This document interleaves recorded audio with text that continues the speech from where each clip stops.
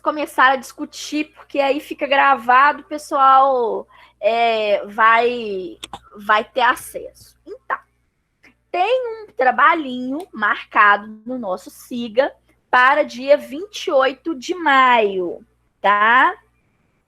E aí, eu já tinha, desde do presencial, eu tinha falado com vocês, conversado com vocês sobre a questão do trabalho, que é a produção de brinquedo, de um jogo didático. Não fica só no brinquedo, fica no jogo, do jeito que vocês estão planejando fazer, né? Sobre a área de história e geografia. Só que nós estamos num contexto diferente. O trabalho estava marcado para o dia 28 de maio, né? E vocês iam fazer a apresentação desse trabalho para mim. Só que nós estamos num contexto totalmente maluco, né? Que é esse contexto aí da pandemia, que deu vontade de sair. Só tem mulher aqui, né? Deu vontade de sair correndo pelada na rua de tanta doideira, tá? Então, assim, o que vocês... E outra coisa, eu não posso também obrigar vocês a fazer encontros, porque nós estamos no epicentro da pandemia. Hoje nós somos considerados o epicentro de toda a pandemia mundial, tá? Hoje morreram 1.181 pessoas. Então, eu não sou doida deixar vocês se encontrarem nesse momento aí tão sério que tá. Então, todo mundo me ouvindo aí? Todo mundo congelado? Sim, tá, estamos escutando. Ah, beleza. E aí, eu tenho que conversar com vocês sobre o que vocês acham. Eu vou falar o que vocês acham da gente fazer grupos menores e vocês discutem aí o que vocês vão fazer, algum tipo de atividade, tanto para história como para geografia. Eu prorrogo esse prazo lá, quer ver? Para final. Eu não posso colocar final de junho? Não. Lá pro meio de junho, tá? E aí vocês conversam, assim, por exemplo, 3 pessoas. A gente divide igual a gente dividiu no trabalho que eu fiz com a Ana Amélia, né? E aí vocês fazem a apresentação aqui na live, a gente marca um dia para apresentar aqui na live cada trabalho. Aí vocês abrem a câmera, vão mostrando um por um, e aí a gente finaliza esse trabalho. O que vocês acham?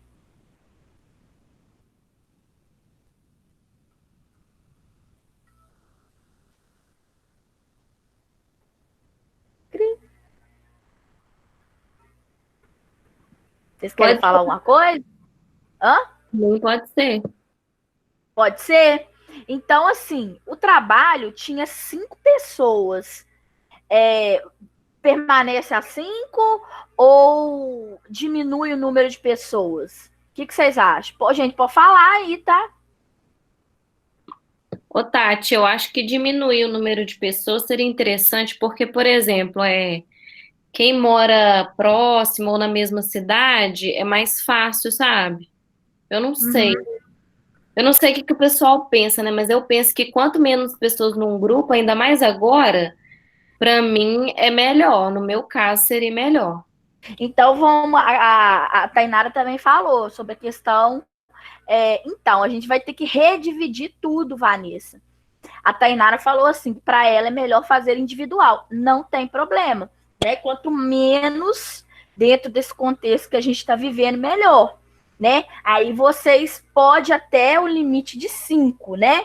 Eu não sei, tem gente que é doido aí, gosta de vamos aglomerar, vamos fazer todo mundo aí, né? O limite continua 5. Porém, se vocês quiserem fazer menor, 3, eu quero fazer sozinha, eu aconselho, né? Pelo contexto que nós estamos vivendo, para não ter que encontrar, para não ter que ficar assim interagindo muito. Ok, Vanessa, não tem problema. Eu acho que você mora em outra cidade, né? Esse que é o problema, né, Vanessa? Pode fazer, sem problema nenhum, tá? E aí, nós marcamos no meio de junho, pode ser Vamos lá.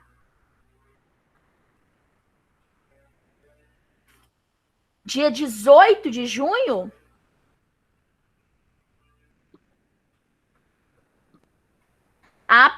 E essa apresentação, ela vai ser dia 18 de junho, e eu acredito que ela vai ficar, quer ver? 18 e até dia 23 de junho, eu acho que ela continua, porque eu acho que vocês vão fazer, assim, acho que vai ter mais grupos. Mas aí você pode explicar, porque assim, eu não consegui entender o trabalho ainda, assim, certinho. Então, vamos lá. Nós temos duas disciplinas dentro dessa disciplina, que é História e Geografia. Então, vocês vão fazer, por exemplo, Tatiana, vão fazer uma pesquisa aí na internet, aonde vocês tiverem acesso, tá? E vão ver propostas de jogos ou então de brinquedos envolvendo o ensino da história ou então da geografia. Por exemplo, ano passado, quando essa disciplina rodou, né, eu tive globo terrestre feito com isopor, né? A pessoa montou, fez a questão do eclipse, né? Eu acho que foi até o Gustavo que fez. Eu tive jogos mesmo didáticos sobre a história, que as meninas montaram jogos mesmo. Eu tive Ampulheta, eu tive Rosa dos Ventos, eu tive uma série de trabalhos assim, RPG, eu acho que eu tive também, né, que mexeu muito com o ensino da história. Eu tive uma série de trabalhos práticos mesmo, que aí vocês escolhem.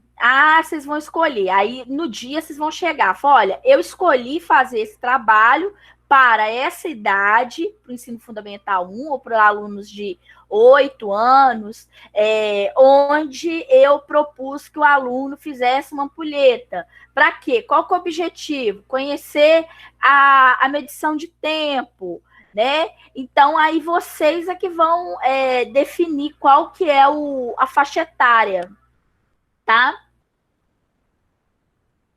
Então, assim, se vocês forem jogo de carta, eu tive jogo de carta sobre a história, né? Qual ano a gente pode fazer, Tati? Até o Fundamental 1, né? Vocês podem até os 11 anos de idade aí, vocês podem fazer o uso. Que é o Fundamental 1. Séries iniciais, educação infantil, né? Tem alguma coisinha. Vocês vão ver muito na geografia. A geografia é muito prático, né? Quer ver? Eu tive mapas do Brasil. As meninas fizeram um mapa do Brasil, cara, de tipo encaixe com as regiões, com a regionalização. E cada região, por exemplo, região sudeste era feito de azul, região nordeste era feito rosa, assim. Aí colocava assim, cada capital ela colocava um negocinho assim, um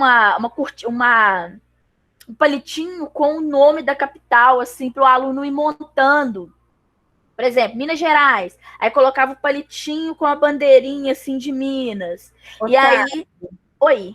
Se, por exemplo, eu escolher história e quiser fazer, por exemplo, uma maquete de uma senzala e essas coisas assim, vale? Claro. Tive uma maquete não da história, da geografia, que mostra sobre, por exemplo, as mudanças e transformações do meio ambiente.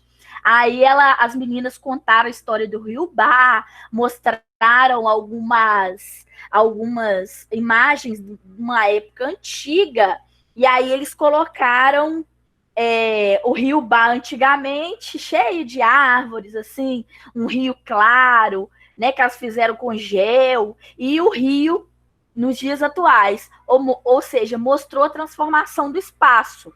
porque um dos pontos mais estudados na geografia é a transformação do espaço. Se você quiser montar uma senzala sobre, aí você fala sobre a situação do escravo, né, na época, e aí você mostra uma maquete pequena sobre a escravidão, por exemplo, uma senzala que mostra aí principalmente os castigos físicos, né? Coloca o Neopelourinho, não, o tronco ali, né? Faz um tronco lá onde eles eram, né? Sofriam aí com os castigos, pode também, né? Mas contextualizando, né? Na parte de história. Quer ver? Tem muita coisa. Tem os jogos, eu falei, a geografia vocês vão ter muito mais, que ela é muito mais prática, né? A história, ela tem que ficar em RPG, jogo de carta, que teve jogo de carta, que eu já, que foi muito bacana, jogos de tabuleiro, tinha muito voltado para isso aí. Eu achei muito interessante, tá? A geografia tem muito mais coisa para você trabalhar prática, né? Rosa dos Ventos fez o globo terrestre, mostrou as camadas da Terra, né? As camadas da Terra, mostrou também. Tem um na minha sala, né? Aquele mapa que eu mostrei para vocês com as regionalizações, muita coisa bacana, tá? Então, assim, vocês podem já pesquisar. Eu vou deixar livre, acho que na próxima live, vou pedir a Jennifer para passar para os alunos que não vieram nessa live, para passar aqui até no máximo 5 pessoas. E que, se possível, fazer sozinho, ou então fazer com menos pessoas, melhor. Por quê? Porque é questão de aglomeração, tá? E que vai ficar para o dia 18 de junho, onde o pessoal vai ter que aparecer na live para apresentar o trabalho. Aí, assim, é o grupo tal, grupo da Tainara. Tainara vai abrir a câmera dela, vai só, gente, eu vou mostrar para vocês aqui o que eu fiz, o projeto que eu fiz, né? O brinquedo, ou então o jogo educativo que eu fiz. Aí ela vai mostrar como é que fez, né? Destinado para que série, para que segmento, qual que é o objetivo que ela teve com aquela atividade. E aí fica gravada a nossa live. E aí a gente vai, né, finaliza aí o trabalho, ok? Pessoal, estão com alguma dúvida? Ok. Deixa eu ver se tem mais perguntas aqui. Não, eu vou, Vanessa, eu vou liberar vocês da parte escrita. Como vocês vão apresentar na live e tem muita coisa para vocês fazerem, eu acho assim que a gente está no período assim, quanto mais, lógico que não vai facilitar a vida totalmente, não, né? Mas quanto mais trabalho escrito, vocês têm muito trabalho, tem prova, vai ter um monte de coisa, né? Para a gente esgotar esse semestre. Então eu não quero estressar vocês com mais uma coisa. Façam, que eu acho que vai dar muito trabalho para vocês, e apresentem esses trabalhos na área de História e Geografia, tá? É basicamente isso. Então, vocês testem primeiro, tá, gente? Os trabalhos, façam com bastante capricho, porque vão ser avaliados. A apresentação, né, que eu vou destinar tal, por exemplo, vale 10. Eu acho que eu coloquei 10 lá. Apresentação, vale 3. O brinquedo vale 7. E aí eu vou ver, né, dar essa nota para vocês, tá bom?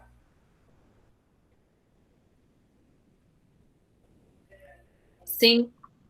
São 15, então vou ter que fazer essa redivisão, tá bom? Eu vou ter que... enfim. Deixa eu falar outra coisa para vocês. Dia 18 chegou, né? Aí, porventura, a internet da colega caiu.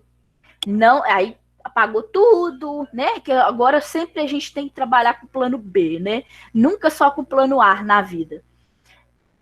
Grava um vídeo, me envia, né? Só se tiver problema com a internet, tá? Grava o vídeo, me envia, tá? Agora, se não tiver problema, apresenta na live mesmo e aí já resolveu a situação, tá bom?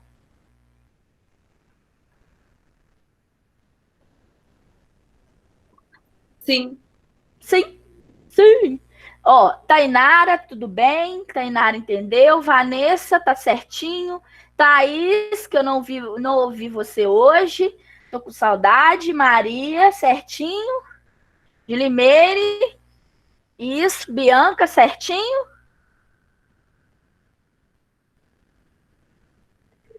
Ok, Tati.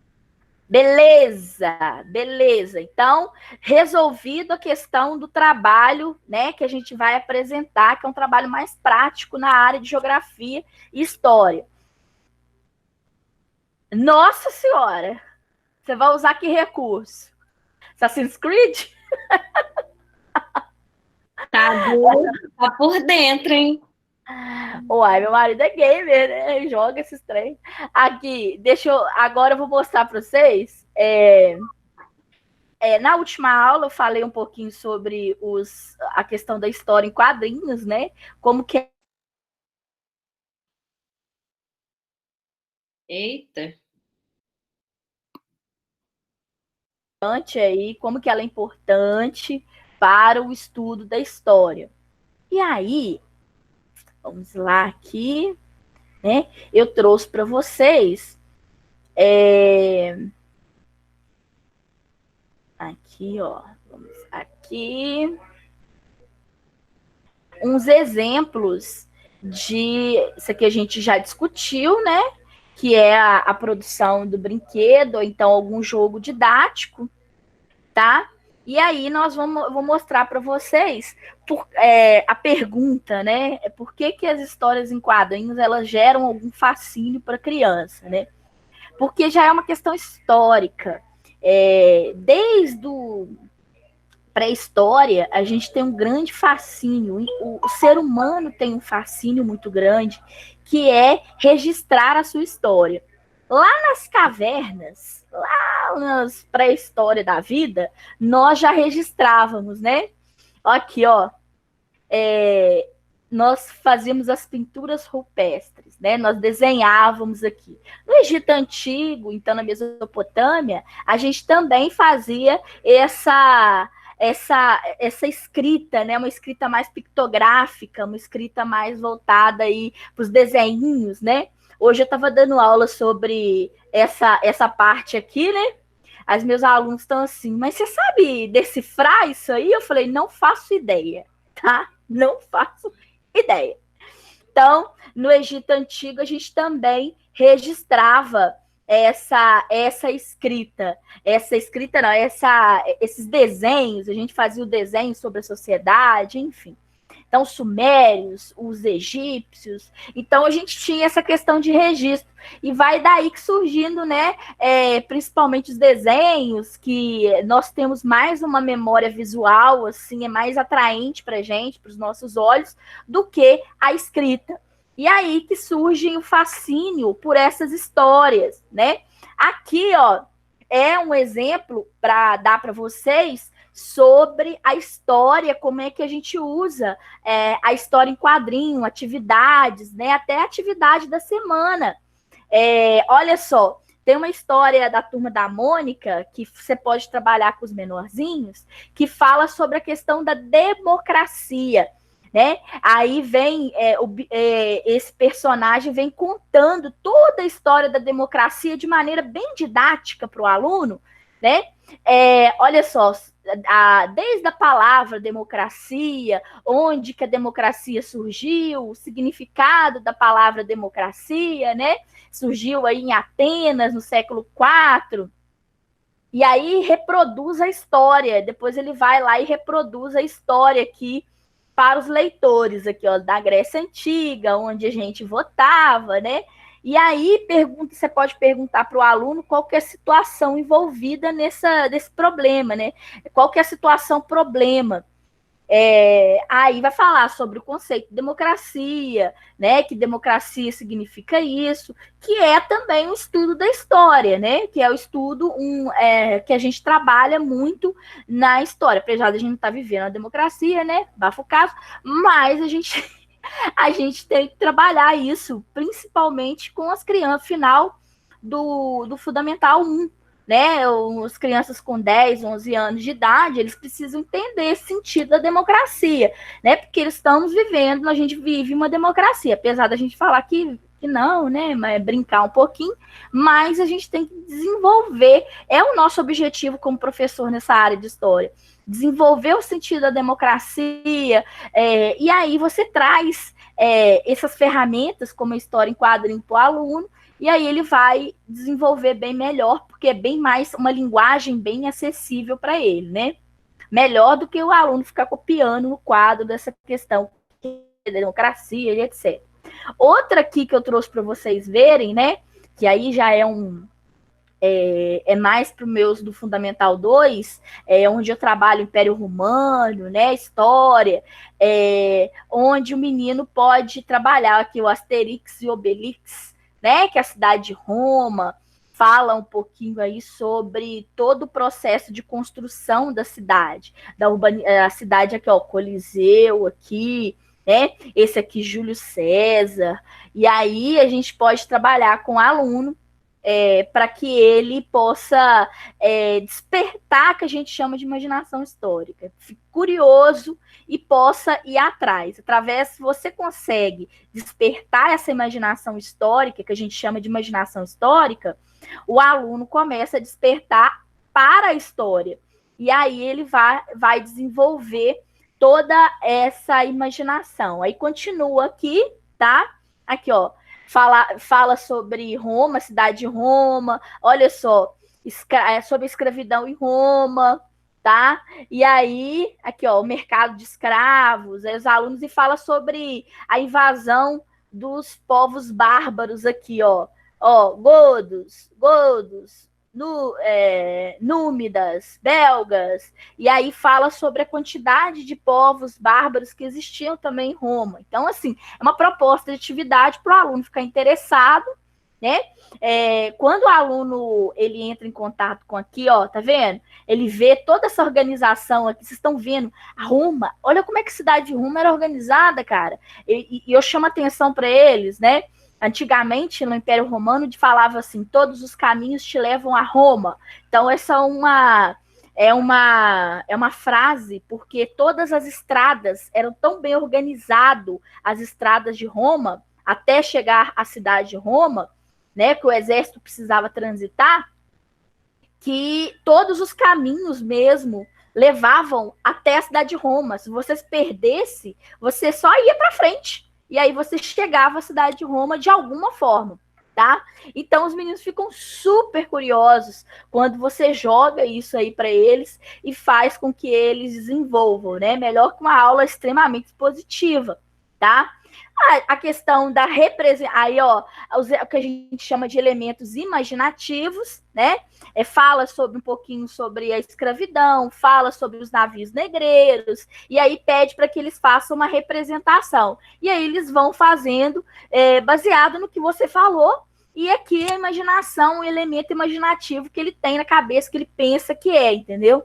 Então, assim, vocês podem fazer uso desse recurso, tá? Em sala de aula e também na atividade dessa semana, né? Destacar aí os elementos imaginativos que a criança possa ter com o contexto histórico. Ele pode criar. No caso, ele criou aqui, ó, a gente falava para ele assim, para o aluno, né? Falando sobre os navios negreiros, chamados de tumbeiros, que eram, que amontoavam pessoas. Aqui, ó, olha só, tá tudo amontoado aqui, ó. E aí as pessoas que adoeciam eram jogadas no mar. Aí, ó, aqui, ó, elas sendo jogadas no mar. Então, assim, é muito interessante. Desperta muito esses elementos imaginativos, né? E, vamos lá, aqui, ó. E tá. Então, é uma mescla aí de texto, imagem, né?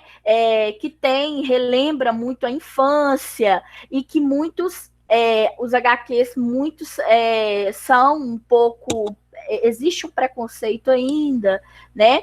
E são importantes porque trata da linguagem da criança, desperta, porque eu falei, de elementos imaginativos, né?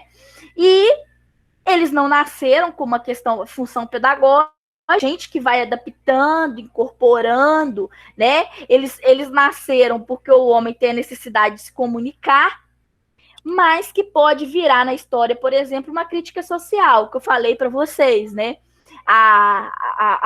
O Yellow Kid, o menino amarelo, né?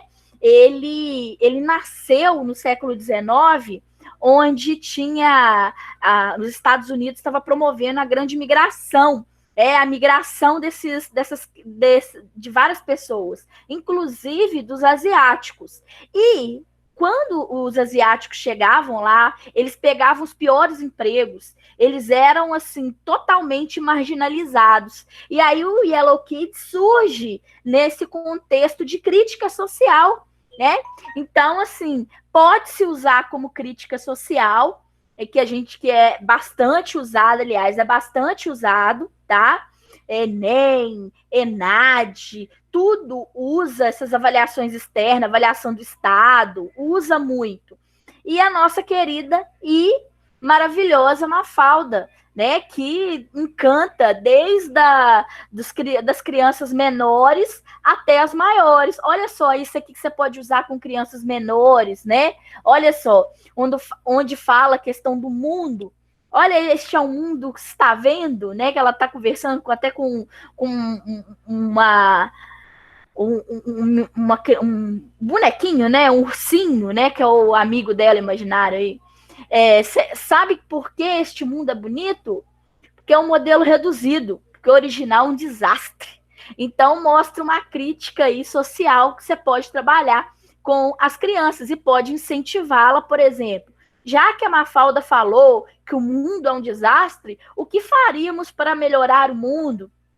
E aí você monta uma atividade que deixa aí um pouquinho também de otimismo, né? Então, isso é muito importante. Aí você tem, dentro do ensino da história, esse aqui é um personagem criado por um professor de história, né?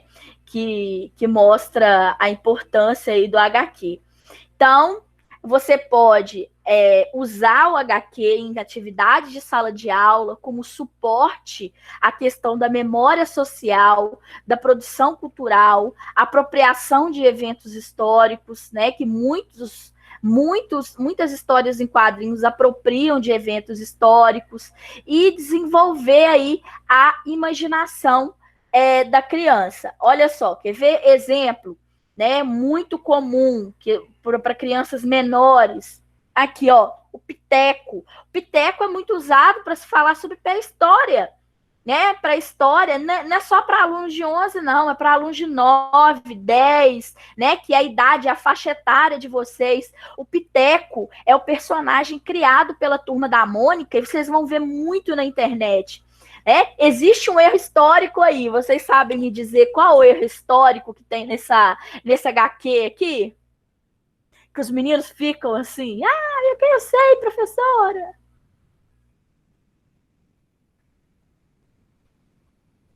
Tem jeito de dar zoom, não? Tá pequenininho, Agora, tá pequenininho, né?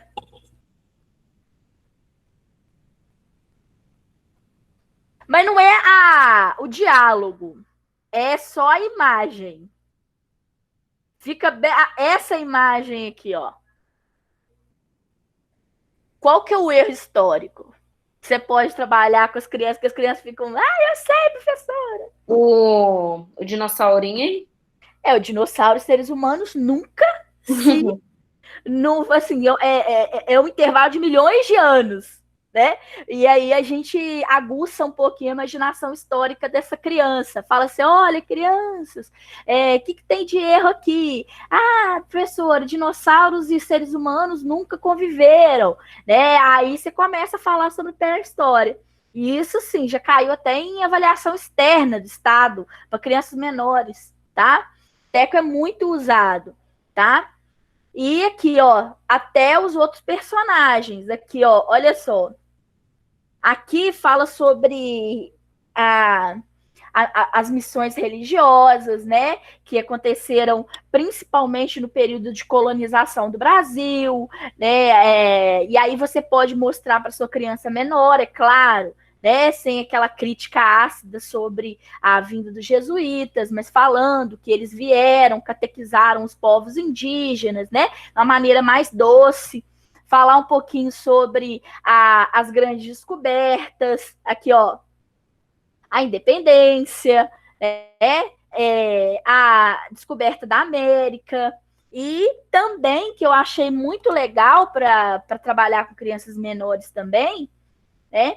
Você já ouviu, é uma coleção da Turma da Mônica que a gente chama de Donas da Rua da História, onde ela trabalha com personagens femininos, Frida Kahlo, Tarsila do Amaral, né? Essas duas aqui, essa daqui é uma brasileira, né? Essa daqui eu não conheço, não, mas elas trabalham com essa coleção aqui da Turma da Mônica, trabalha muito com a história da representatividade feminina. E não tem só a Frida, a Tarsila, tem um monte. Né? Tem aquelas meninas da NASA, tem uma série de mulheres.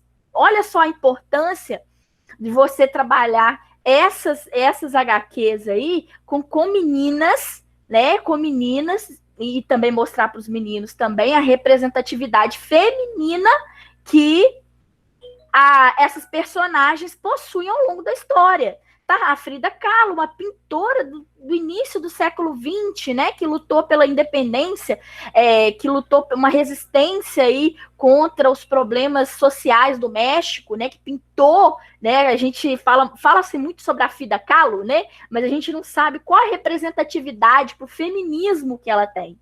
E é muito grande, porque ela se libertou da estética feminina, você pode perceber que ela é toda a estética dela, é totalmente diferente da época, né? Ela fica, por isso que ela tem aquela sobrancelha juntinha, né? Porque ela se livrou, ela queria demonstrar todo o desapego à questão estética, sofria muito com dores no corpo inteiro, nas pernas, porque ela sofreu vários acidentes, enfim.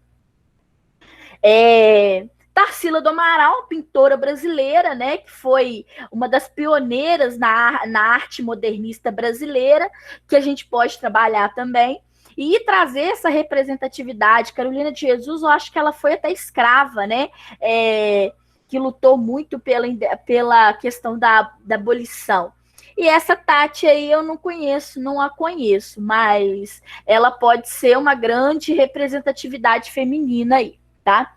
Então, assim, olha, de maneira bem didática, né? Apesar dos HQs não serem didáticos, mas eles são importantes. Esse também mostra também a questão da luta pelo multiculturalismo, né? Esse aqui, Ninguém é Igual, fala sobre as pessoas que têm certas síndromes, né? E que olha só como é que você pode trabalhar com seu pequenininho com isso, mostrando a questão da inclusão e também sobre o multiculturalismo. Essa aqui eu uso muito com alunos de 4º e 5º ano, como fala sobre a questão da vinda dos imigrantes no Brasil. Que isso também é um dos pontos que você vai ter que trabalhar em sala de aula quando fala sobre multiculturalismo, a introdução dos imigrantes, e já caiu também a avaliação externa do Estado, tá? Para alunos de 4º e 5º ano, tá? Não é para alunos de 6º, não. Então, olha só, mas aí você me pergunta, Tatiana, por que eu devo estimular esse uso do quadrinho? É uma coisa que a gente tem que pensar.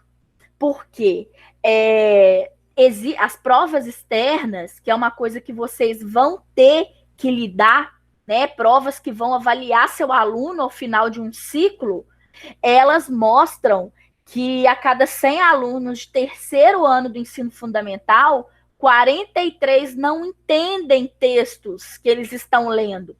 porque são textos muito abstratos, né? Por isso que vocês vão ter que usar desses recursos para que o aluno possa interpretar, né? Existe a prova ABC, que trata sobre o ciclo de avaliação, que é uma prova muito discutida no Brasil, né? Vocês vão ter que trabalhar com o ciclo de alfabetização.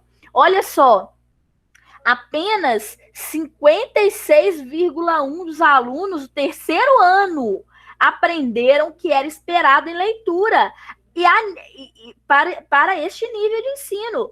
Então, gente, se vocês não tornarem as aulas, não estou falando só para o pessoal do português, da matemática, não.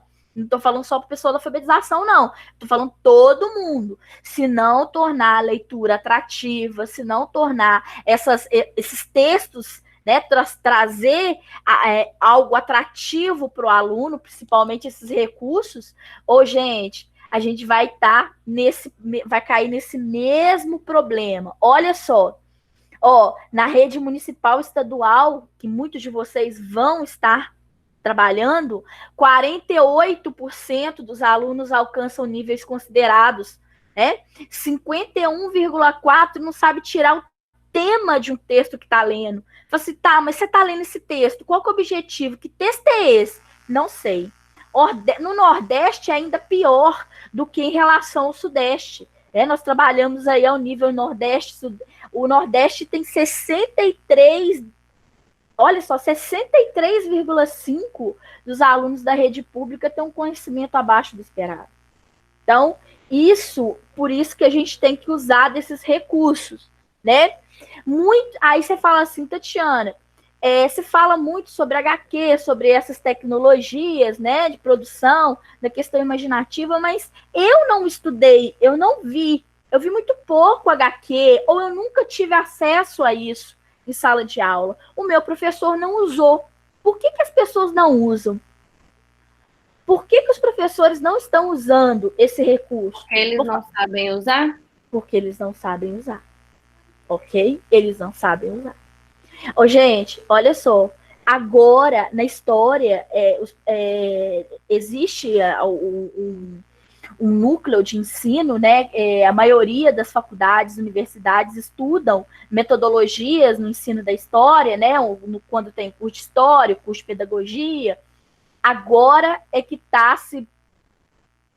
os professores estão começando a pensar para usar esses recursos. Por quê? As avaliações externas estão cobrando. Então, se o professor Provinha Brasil, Enem, ENAD, os livros didáticos estão cheios disso, e o professor não sabe mexer com esse recurso, então ele fica fadado ao fracasso, né? Se no livro didático tem, aí ele fala assim, não vou trabalhar com isso não, isso é besteira, não vou trabalhar não. É porque ele não sabe, é porque ele não quer saber também, tá? Ele não sabe. Então, muitas não usam porque eles não sabem, né? Então, para trabalhar com as histórias em quadrinhos, você tem que saber que elas podem ajudar, né? A nível sensibilidade, a questão da sensibilidade, a questão simbólica. Você pode analisar a realidade de diversas formas, porque é um produto social aquilo ali, né? É preciso saber escolher as histórias que você vai trabalhar, porque eu não posso trabalhar um Casagrande Senzala com meu aluno de 10 anos, né? Isso aí é mais para o ensino médio. Olha só, na terça-feira eu mostrei para vocês que o Gilberto Freire mandou produzir um HQ só para o Casagrande Senzala. Aqui. É lógico que eu não posso trabalhar isso com um aluno de 10 anos. Primeiro, é uma questão erótica aí no meio do caminho. Segundo, é porque é muito, assim, muito refinado para um aluno de ensino fundamental, mas tem. Eu trabalho, é lógico que isso aí não aparece no ensino médio, não. Essa capa não aparece, não, porque senão eles vão... Nossa, vai haver a sala vai aos gritos. Então, eu tenho que saber trabalhar, saber a idade com que eu estou trabalhando, comprometimento pedagógico com ela, trabalhar bem esses recursos em sala de aula, fazer com que a criança desperte a imaginação histórica, né? É uma questão de cultura visual, né? a gente tem que tomar muito cuidado para transpor esse recurso, né, para a criança, né, usar uma metodologia própria e formar, que é o meu objetivo, formar os alunos com essas novas metodologias de trabalho. Porque, assim, os níveis da questão leitura, de entendimento de texto, estão muito abaixo, estão muito aquém do que é necessário para um aprendizado bacana. Né? Nós estamos, assim, muito ainda aquém do que é esperado pela escola, que a escola ensine. Gente, eu não sei se vocês já tiveram acesso a uma prova do Estado, a uma prova externa, né? Não estou falando Enem, não. Estou falando assim, Prova Brasil, Prova ABC, que é de alfabetização, Provinha Brasil, CIMAV, são extremamente simples. Eu aplico todos os anos. É extremamente simples e o aluno não consegue interpretar aquilo ali. Então tá faltando aí. Pode falar. Que tem escolas que escolhem a dedo, né? Quem vai realizar as provas. Eu sei que tem escolas que escolhem os alunos a dedo. Tipo assim, os melhores alunos. Os outros falam com a mãe assim, não precisa trazer, não precisa nem... No dia, né? No dia. No dia. Mas assim, se a escola hoje ela sofre, ela corre esse risco. Tem muitas escolas que são muito... que tende a fazer isso ainda. Agora, se você tiver aí como gestora, você tem que ser esperta, né? Fala assim, olha, eu não vou... O Joãozinho é ruim de serviço. Eu estou ensinando o povo a fraudar o sistema, olha. Se você coloca o Joãozinho, o João, a Maria, são ruins de serviço naquela sala. Se você tirar eles todos e tiver uma falta ali deles e ficar muito evidente lá durante a avaliação, a instituição que é responsável pela prova, que eu já trabalhei nessa instituição, que é o CAED lá em Juiz de Fora, ela filtra. Tá? E ela vai filtrar dentro da chamada dos professores, porque se esse menino foi extremamente, ele foi presente o ano inteiro, e só porque naquela data daquela prova ele não foi, aí isso aí vai causar um impacto, um problema dentro, o pessoal que faz essa avaliação, produz essa avaliação, esses dados, eles são muito sérios. Eu já trabalhei lá, eu sei como é que é, eles cruzam dados mesmo, tá? E tem coisas assim, do arco da velha. Já sei, já tem professor que tinha escola, que na região aqui na região de Juiz de Fora, que o professor chegava na sala com as provas, entregava as provas e começava a falar, gente, número 1, letra D. Número 2, aí, depois que aconteceu isso, né, que foi um escândalo, o CAED não soltou o gabarito, não soltava gabarito mais.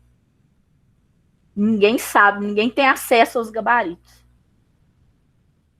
Perdeu a oportunidade de fazer o negócio direito. Tem coisas assim. E assim, os próprios professores denunciam, tá? O seu colega te denuncia, tá? É lógico, a classe mais desunida que existe. O seu próprio colega te denuncia. Fala assim, ó, aconteceu isso, fulano de tal falou a resposta. Mas não, eu tive que ler para o menino. Não, você falou a resposta. Você não leu, não, você falou a resposta. Eles denunciam porque eles se sentem, de uma certa forma, alguma coisa assim que faz ele se sentir, eu perdi nisso e o outro tá ganhando. Não, então eu vou denunciar. É isso aí que eles falam. Acontece isso aí, que eles acham. E aí, o que tem que fazer? Tem que desenvolver. Realmente, esses trabalhos, essas avaliações, vão ser a grande dor de cabeça que vocês vão ter no métier, na profissão de vocês, tá? Vocês vão trabalhar em cima, principalmente quem vai trabalhar muito na educação da prefeitura, A prefeitura, ela é muito focada nisso, aqui da região. Por isso que ela é excelência, assim, melhor do que o próprio estado. Ela é muito focada em avaliação externa. Então, assim, tem casos que eu trabalhei, né? Eu não trabalhava muito nessa região, não. Eu trabalhava em outras regiões. Onde eu trabalhava nas piores regiões do Brasil. Onde escolas aqui que a gente ficava sabendo que treinavam o aluno o ano inteiro. Treinavam. Se fosse um robozinho. Aí também não, né? Ué. Aí tinha escola que papava tudo de questão de recurso, né? Porque durante muito tempo foi motivo de recursos para chegar para a escola, né? Aí, meu filho, fazia igual robôs, não sabia até marcar qual que era a letra. Tinha escola que o Bach estudava as provas, assim, em período de 5 anos, e sabia qual que era, só, esse ano marcava muita letra A. Aí, assim, olha que doideira. Ensinava o menino até chutar. Ô, doido. Ué. Eita, mas é assim mesmo. É assim mesmo, gente. E aí você. Nossa senhora, excelência na educação, excelência na área, na hora de alfabetização. Vamos conhecer essa escola. A gente conhece a escola. Eu falava assim, gente, isso não é excelência, não. Como que eles tiraram essa nota tão grande? Por outro lado, a gente tinha escolas que era excelência de nota. Quando ia visitar, a escola era de chão. Não tinha piso, não. A verba era destinada para outros lugares. Não, boba, mas assim, a gente entendeu o seguinte, que não é recurso que muda a educação. O que muda a educação é porque a escola era pequena, tinha 15 alunos. Ah, não, eu achei que você estava falando que a escola recebia, tinha excelência em nota, recebia o recurso. Nada, não recebia nada. Não tinha nem banheiro, era fossa. Aí, quando foi ver, assim, a comunidade abraça a escola. Ela, por exemplo, o pai do menino, ele estudou naquela escola e, por exemplo, ele é marceneiro, carpinteiro, a escola precisava de uma reforma, ele ia lá e fazia, de graça. Porque ele abraçava aquela escola, porque ele estudou. É igual escolas assim, de comunidade, né? Essa escola Tilelê da vida. Isso. Nossa, e assim, 15 alunos por turma, a professora tem 20 anos de tempo de serviço e que é da comunidade, sabe, conhece João, Maria, José, sei lá o quê. Isso aí é... Aí que transformam a escola, que faz todo tudo transformar na escola. É isso que a gente entendeu? Porque assim, a maior parte das escolas, Sobral, né, que tem excelência nessa área, e aí os meninos são craques. Sobral lá no Ceará. Geralmente são mesmo, porque os pais, eles são pedagogos, são professores. Eu conheço, assim, algumas escolas, eu falo Tilelê, né, porque são essas escolas que são pessoal que é mais ligado à natureza. Tá. Aí eles fazem essas escolas da comunidade, assim, as escolas são lindas e são cuidadas pelos pais, então prezam muito por uma educação de qualidade. Isso. Não receba verba do governo, essas coisas. Então, assim, as escolas são lindas, tudo feito à mão, muito bacana. Isso. A escola que tem muito... E assim, um número bem reduzido de crianças dentro da sala. 15, não sei, tem uma escola em Sobral, lá no Ceará, tem 10 alunos dentro da sala. Não sei como é que ele consegue manter, o governo do estado consegue, que o governo não cortou ainda. Porque aqui em Minas Gerais, se tiver 30, você fecha a turma, você sabe, né? Você tem que ter 35. Ensino médio, você tem que ter 45. Educação infantil, você tem que ter 25. Então, assim, lá não. Lá nessas escolas que eu participei ali, quando que a gente foi analisar, era tudo pequenininho. Tem algumas escolas que a gente pode fazer imersão, né, Tati? É tipo assim, você fica lá um tempo para conhecer como é que funciona, ajudar. Ô, Hugo, por favor. Minha nossa. Tadinho. Aí, tá querendo a mãe dele, tadinho. Mas é assim, tem escolas que a gente pode fazer, por exemplo, estilo Waldorf, você pode visitar. Tem o Memoriae, que você pode fazer uma imersão, que é a Escola da Ponte, que tem todo o padrão, tem todo o jeitinho lá da Escola da Ponte. Eu queria muito visitar uma escola aqui no Brasil que seja assim, que traz a Escola da Ponte, né? Memoriae tem. Então, eu não sabia que Moriaé tinha. Eu sabia que. Aonde mesmo? No Rio? Ah, não lembro. Eu não sabia que Moriaé tinha. Tem fins lucrativos. A diretora, até uma vez, ela me ofereceu para dar uma palestra, muito bacaninha ela. E é Mas pública? assim, não, é particular. Eu sei de uma que é pública. Eu não sei se é em São Paulo ou no Rio, mas ela é pública. É uma escola municipal. Depois eu vou te mandar. Me manda então, pra gente ver. Tudo bem. Mas Galera, eu não sabia, não. Bom saber, vou procurar saber. eu esqueci o nome da escola, mas ela já me ofereceu uma vez para falar um pouquinho, que a menina que trabalha nessa escola, foi minha aluna na pós-graduação. Aí ela falou, aí eu entrei em contato com a senhora lá. Pessoal, mais alguma dúvida? Pessoal, tudo calado? Não, né? Então eu vou parar a gravação aqui. Ô, gente, olha só.